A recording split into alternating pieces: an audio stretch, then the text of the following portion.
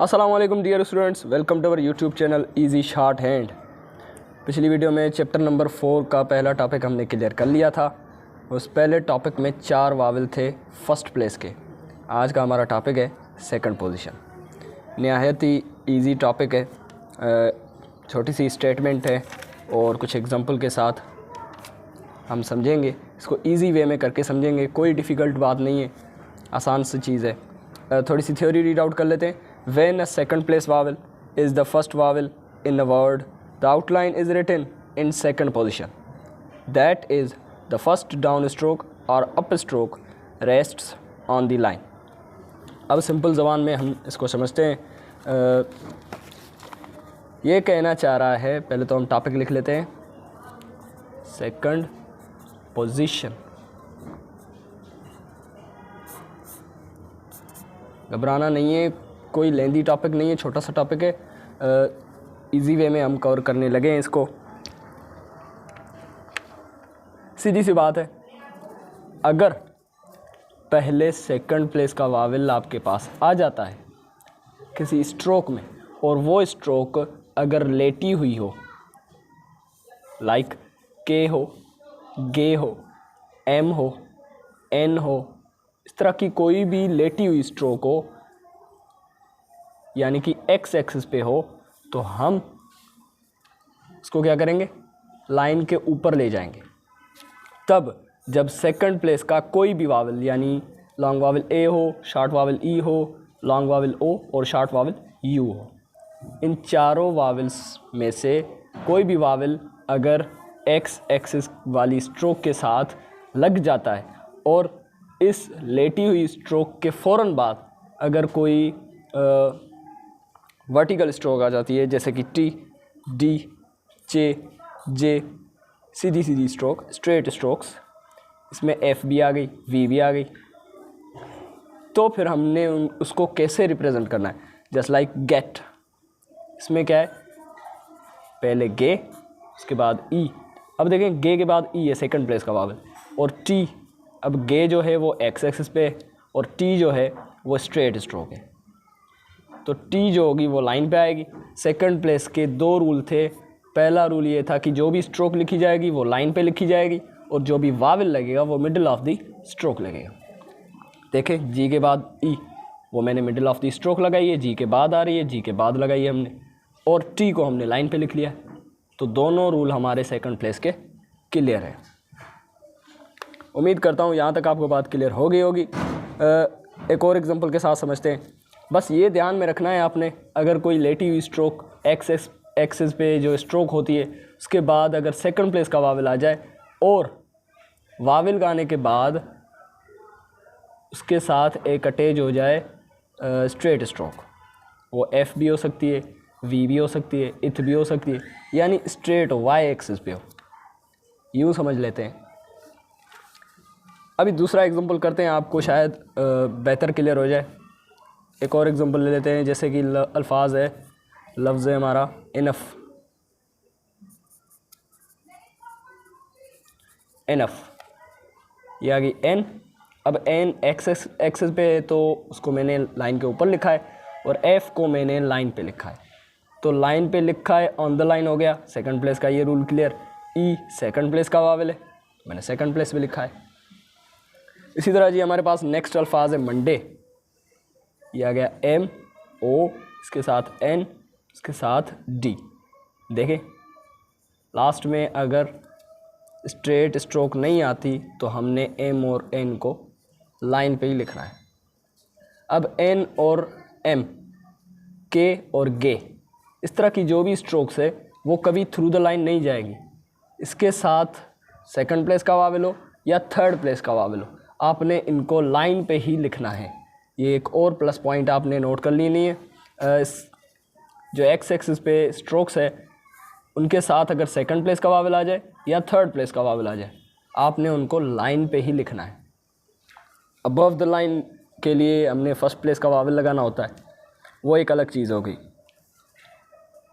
चलिए जी, मंडे आपने समझ लिया। उसके बाद ये इंगेज आ गई, इंगेज। अगर जे ना होती तो हम इसको सिंपल यूँ लिखते हैं, उसके बाद ये मंथ, MON इथ। कोशिश करें अल्फाज पूरा लिख लें, उसके बाद वावल लगाना शुरू करें। उसके बाद ये इनवेलप, इनवेलप। देखें PB लाइन पे, LB लाइन पे, VB लाइन पे सिर्फ जो एक्सेस पे जो स्ट्रोक्स है, जो लेटी हुई स्ट्रोक्स है, वो ऊपर चली गई। अगर ये ऊपर ना चली जाए तो हमारे ये जो स्ट्रेट स्ट्रोक्स है वो नीचे की ओर आ जाएंगे और स्ट्रोक जो है ना वो ऑकवर्ड लगेगी, आपकी प्यारी स्ट्रोक्स नहीं बन पाएगी। उसी तरह ये रूल सिर्फ यही कहता है, इसके अलावा कुछ नहीं है। चलिए जी, यहाँ तक आपको बात क्लियर होगी। लेक्चर के दौरान आपने नोटपैड और बुक जो है अपना ओपन रखना है अपने सामने, और जो भी आपको प्लस पॉइंट लगे वो आपने नोट कर लेनी है। चलिए जी, अब नेक्स्ट एग्जांपल ले लेते हैं कप का। ये देखें, पहले जो है हमारे पास एक्सेस वाली स्ट्रोक है, उसके बाद U, उसके बाद P। पहले अल्फाज पूरा लिखें, बाद में वावल लगाएं। कप, लेग, L ऊपर की ओर जा रही है, ये आ गई गे, लेग। अब L डाउनवर्ड भी आती है, लेकिन डाउनवर्ड कब आएगी वो हम आगे चल के सीखेंगे। फ़िलहाल आपने इस पर फोकस करना है कि L अपवर्ड है। जहाँ पर L ख़त्म हो रही है वहाँ से दूसरी स्ट्रोक शुरू होगी, इसमें कोई भी रूल नहीं है। उसके बाद ये डेट, ये तो आपने समझा हुआ है। उसके बाद कॉल, कॉल KOL। अब L अपवर्ड जा रही है तो हमने K को नीचे लिखा है तो ये L स्ट्रेट स्ट्रोक, लेकिन अपवर्ड जा रही है। वो P, T, D, P, F ये सारी की सारी डाउनवर्ड थी, उसी वजह से इनसे पहले जो एक्स एक्सिस वाली स्ट्रोक थी वो ऊपर चली गई। लेकिन यहाँ पर सीन चेंज है, L अपवर्ड है। अपवर्ड के लिए जो एक्स एक्सिस वाली स्ट्रोक है वो हमने लाइन पे लिखनी है, KOL। जैसा कि गोल, ये अल्फाज गोल हो जाएगा। चलो जी, यहाँ तक बात क्लियर हो गई। अल्फाज है टेक, TAK, टेक। ये तो सिंपल था। चलो जी, यहाँ तक बात क्लियर है। अब एक और आपको मैं चीज़ समझा रहा हूँ, उससे आपको शायद सेकंड पोजीशन जो रूल है वो ज़्यादा क्लियर हो जाएगा। सपोज़ करें ये तो बात हो गई सेकंड प्लेस की। अब अल्फाज आ जाए फर्स्ट प्लेस का, टॉक। इसमें देखें T है पहले, तो T स्ट्रेट स्ट्रोक है, वो भी अबव द लाइन जाएगी, ये आ गई आ। उसके बाद ये के भी अबव द लाइन आएगी, ये बन जाएगा टॉक। अब बाद औकात बच्चे यूं कर लेते हैं, sir T above the line है, ये अबव द लाइन नहीं होगी क्योंकि ये के ज्वाइन हो रही है और के लाइन पे आ रही है, तो ये अल्फाज टेक बनेगा, आपका टॉक कभी नहीं बनेगा।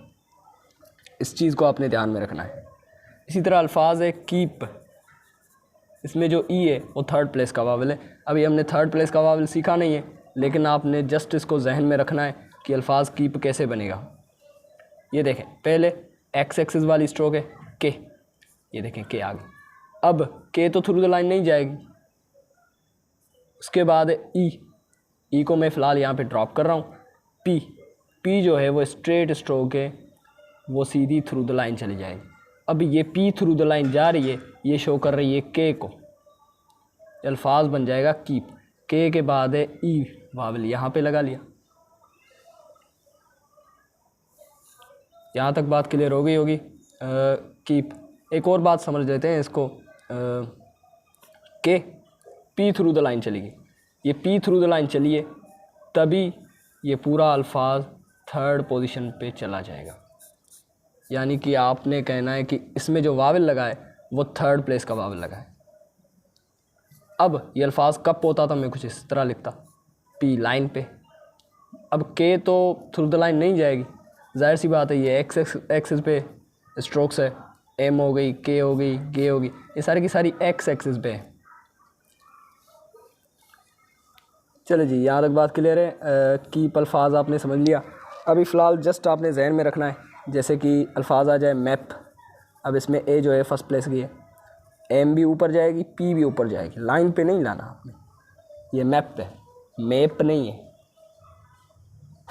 ये फर्स्ट प्लेस का, ये थर्ड प्लेस का। फर्स्ट प्लेस में क्या होगा कि स्ट्रोक चाहे हॉरिजॉन्टल हो या वर्टिकल हो, आपने अबव द लाइन, दोनों को अबव द लाइन रखना है, लाइन के ऊपर।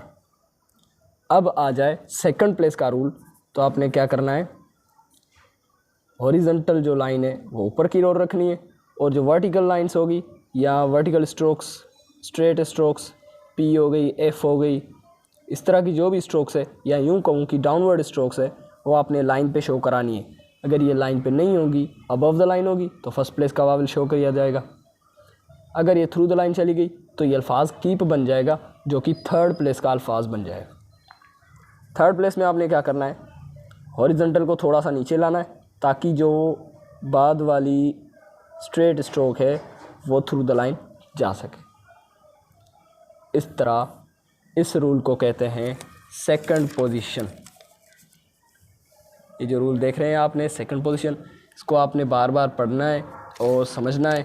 एग्जांपल में जो अल्फाज दिए हुए हैं इनकी मश्क करनी है, ये एक्सरसाइज में आ सकते हैं। इसके अलावा जी आपने ओन प्रैक्टिस रखनी है, यानी खुद की प्रैक्टिस करनी है, जितनी मर्ज़ी हो, जितना आपको टाइम मिलता है, कम से कम 1 से 2 घंटे तो दीजिए इसको। घर में रोज़ाना आपने 1 से 1.5 घंटा तो इसको देना ही देना है। ओन प्रैक्टिस करें, मश्क बना के करें, जो मर्ज़ी आपको, जिस तरीके से आपको अच्छा लगे डिक्टेशन करें।